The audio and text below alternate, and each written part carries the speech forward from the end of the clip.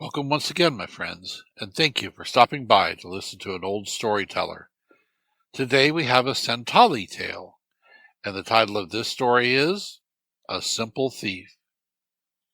Once upon a time, a man had some money given to him and was told to go and buy a foal with it. So he set out to search for one. After a time, he came to a village and going to a house asked the people if they had a foal to sell, as he wished to buy one. They replied, "There are no foals here, but we have mare's eggs. If you will take them, we will give them to you." He said, "I will not take eggs. I want a foal." He went to every house in the village asking if they had a foal to sell, but none was to be had. But at each they offered to sell him mare's eggs. He then thought within himself, "Wherever I have gone, they have told me that they have not got a foal, but that they can let me have eggs. This being so, why should I give myself any further trouble? I will buy an egg."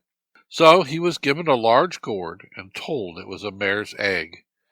Having got, as he thought, a mare's egg, he joyfully started to return to his home. The man who sold him the gourd informed him that a foal was certain to be hatched on the way. He was still far from home when the sun set, so he entered a village and passed the night there. In the morning he set out betimes, and about breakfast time he came to a tank, on the embankment of which he laid down his gourd. He then went into the water to clean his teeth, after which he began to wash his face. While he was thus engaged, a jackal came and pushed the gourd down the embankment. The noise frightened the animal, and it ran away, but the man, having caught a glimpse of it, called out, "My foal has hatched, and is galloping off." He pursued the jackal, which, being terror-stricken, fled to the jungle, and took refuge in his burrow. The man was pleased to see the creature enter his hole, and he said, "He will soon come out again, and then I shall mount him and gallop him home." Having said this, he placed himself in such a position that when the jackal came out, he could sit down on its back. He continued banding thus until nightfall, but even then he had no intention of relinquishing his chance to capture his foal. Late at night, some thieves came that way, and seeing him alone in the jungle, asked him what he did there. He replied, "I was sent by my friends to buy a foal, but as I could not get one, I bought a mare's egg. I was informed that the egg would hatch on my way home. I spent last night in a village on the wayside and resumed my homeward journey in the morning. On arriving at a tank, I laid down my egg on the embankment and went down into the water, and having cleaned my teeth and was washing my hands and face, when the egg hatched and the foal immediately ran away. I followed it and saw it enter this hole, and I am waiting till it comes out, when I shall mount it and canter at home."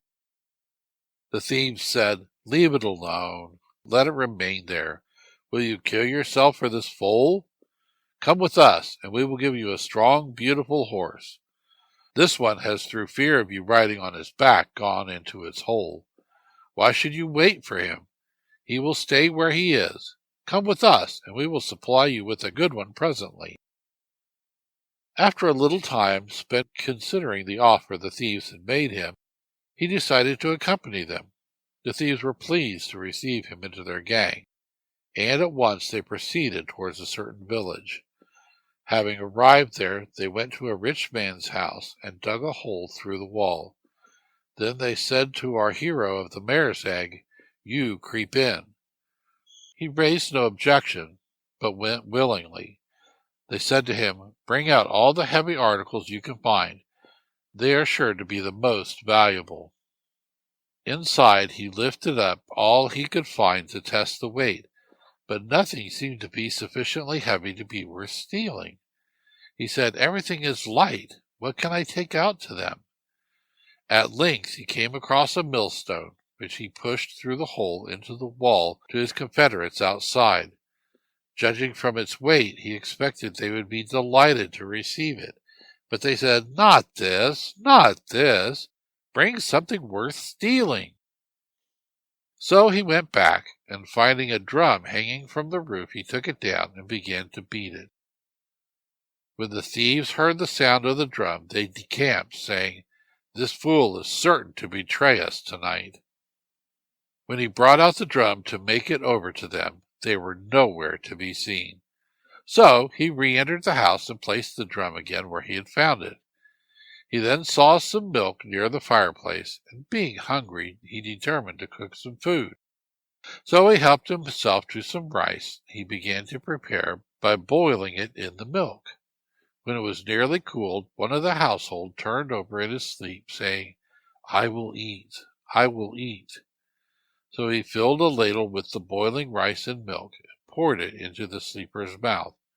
The hot food scalded him terribly, and he sprang up, howling with the pain. The other members of the family also jumped to their feet and laid hold of the intruder and bound him hand and foot. When the day broke, a large number of people came to see the thief and began to question him as to who were his companions. So he related all that had occurred. Then they said, "Of a truth, this man has been the means of protecting us. Had he not acted as he did, we would have been robbed of all we have." So they loosed his bonds and set him free. They also allowed him to eat the rice and milk he had cooked, which having done, he went home. Thank you once again for listening to this story. If you enjoyed this story, please press that like button. Also, please help an old storyteller out by subscribing to my channel. The next story will be posted in a few days, so until then, may your story continue to be a good one.